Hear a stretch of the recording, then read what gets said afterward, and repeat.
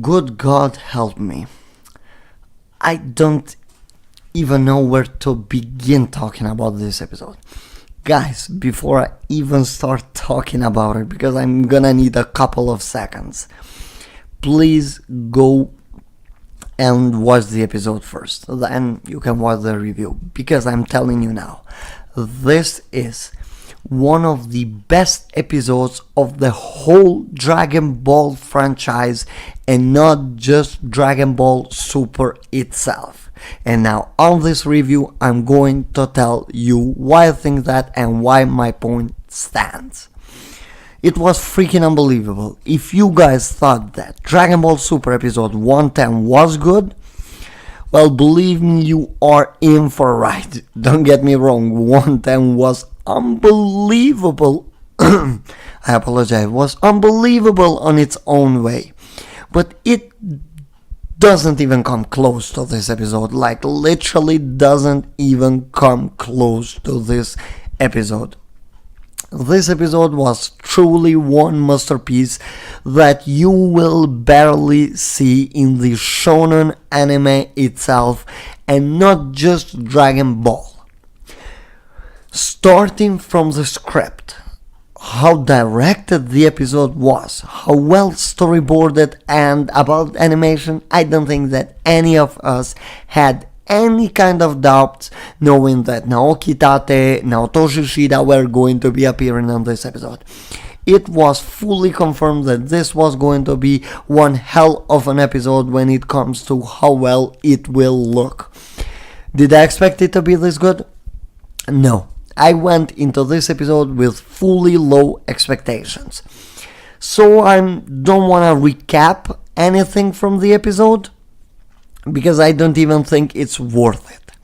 It's not worth to go just by point, by just recapping and losing time, because this episode is worthy to talk about it as its own, completely going through ahead of it, because it was so well action-packed that it's truly hard to even explain it. I'm gonna need to watch this episode like 10 times before getting over how good it was, and believe me, I'm going to do that tonight after basically all the sites come back, because we are bound to see so many streaming sites getting actually going down.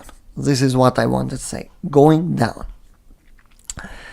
Episode itself, as I keep repeating it, was truly one hell of a masterpiece, especially with Naoki Tate, already one of the best animation supervisors that Toei Animation has handling the first half. Yes, the first half of the episode in general was incredibly fast-paced. There wasn't much unnecessary dialogue like we are used to seeing those Dragon Ball Super episodes, especially in Tournament of Power, when we go like, oh my god, Goku did this, oh my god, this guy did that. None of that. Pure action, pure Dragon Ball episode, who actually had a lot of nostalgia inside it. I apologize for this. You know, we all know that Dragon Ball Super is kinda more focused into recapping everything that has happened in Z, taking a little bit of this, a little bit of that, but this episode felt pure Dragon Ball Super. Pure Dragon Ball.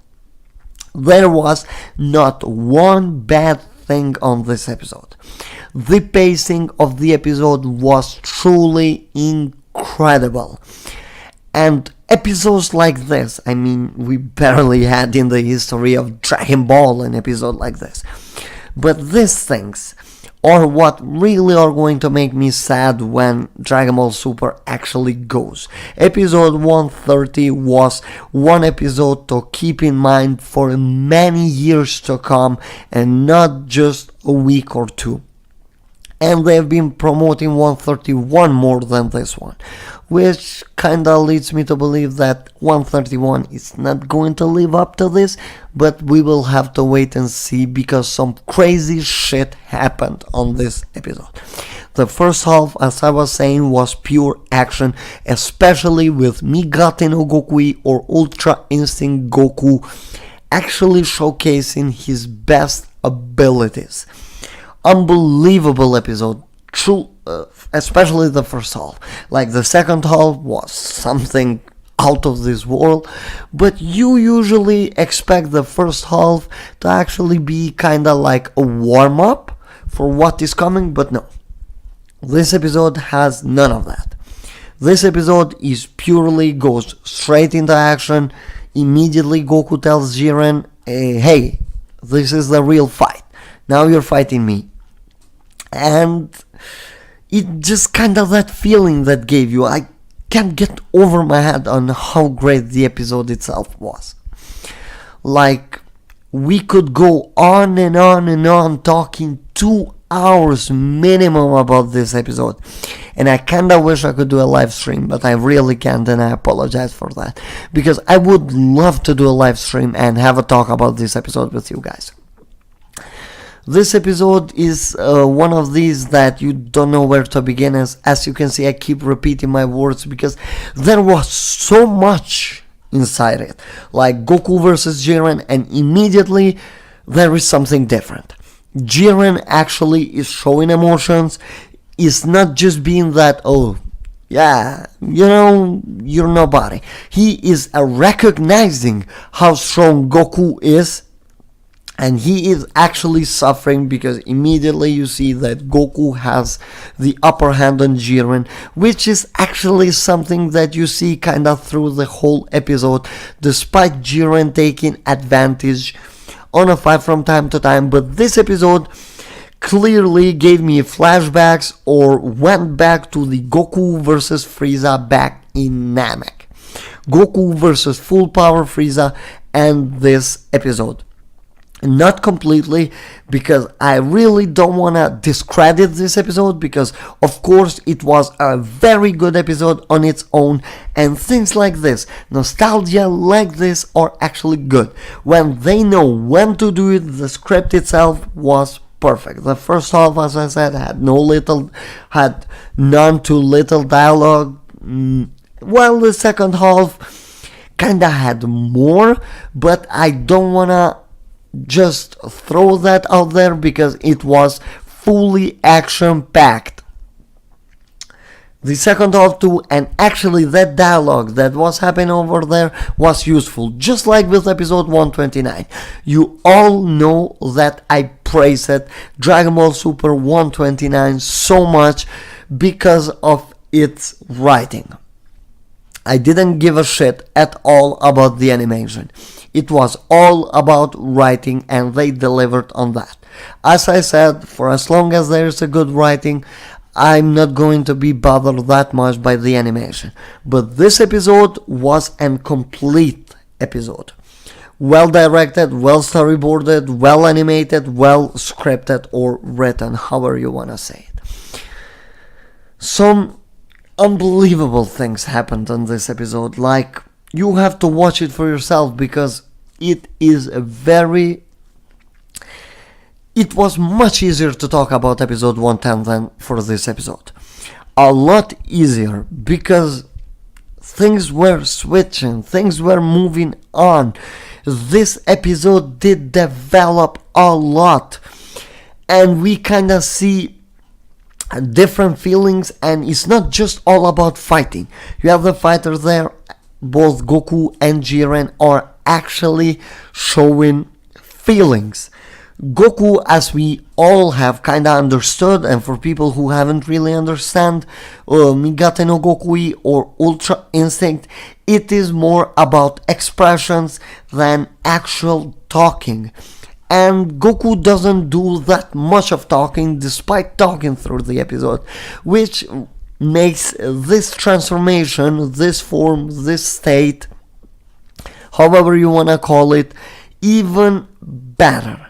It just makes it special And Akira Toriyama has developed and created some unbelievable things ever since 1986 when Dragon Ball original run of manga started.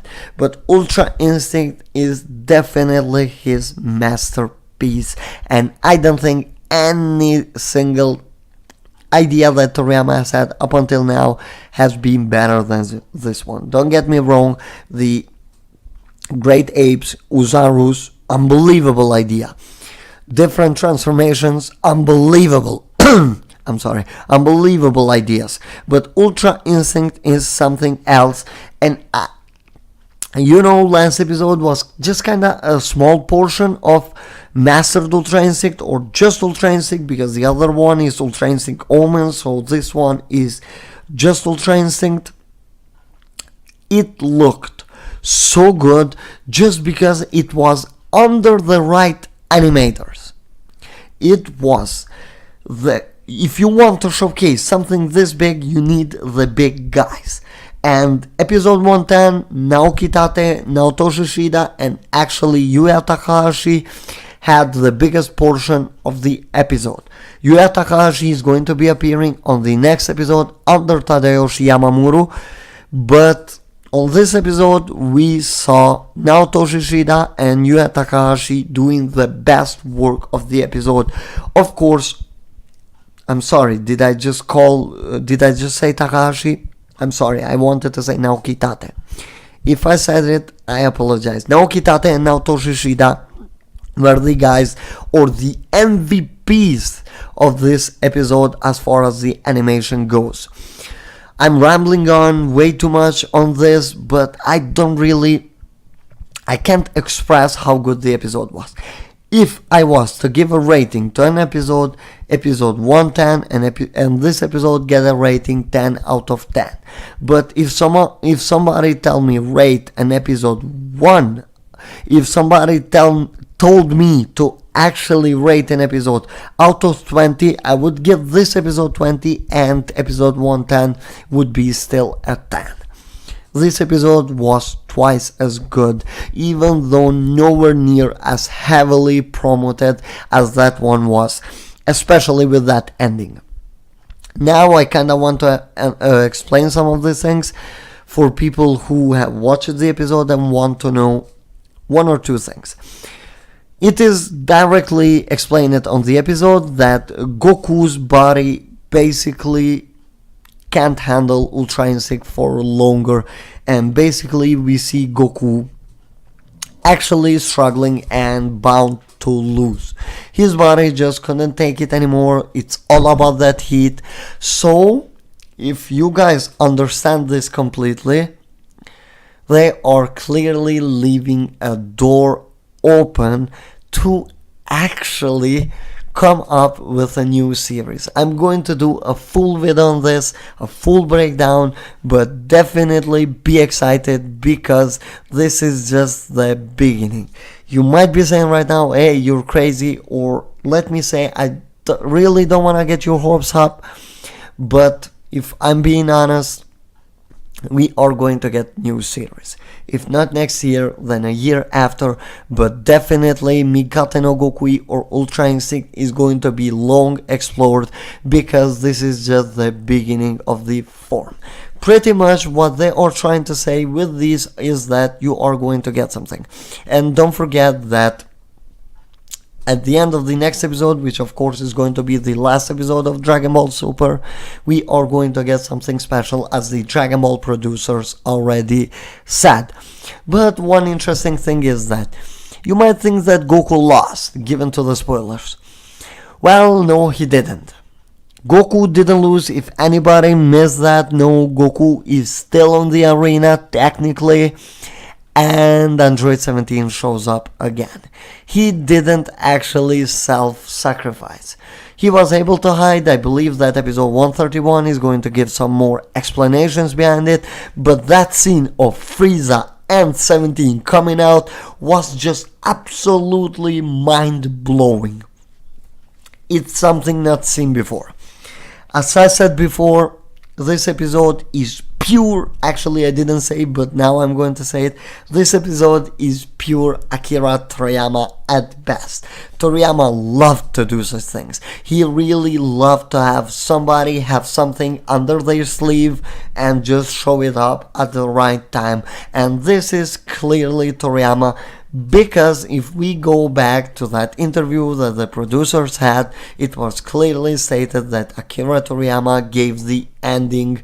And with that, I do mean that those last 3 episodes were supervised by Toriyama as far as writing goes. That is indeed what I believe. This is still headcanon, it wasn't confirmed, but I do believe with the way how these episodes are showing up, 129, 130, definitely had a lot of Toriyama there, and this is what I do respect a lot. And this is what I wish that Toriyama did more through Dragon Ball Super, but I can't understand his age now. But still, I will do a full video on this, explaining things more and more. But yes, Android 17 is back on stage, Golden Frieza, True Golden Frieza is back on stage, and Goku didn't lose.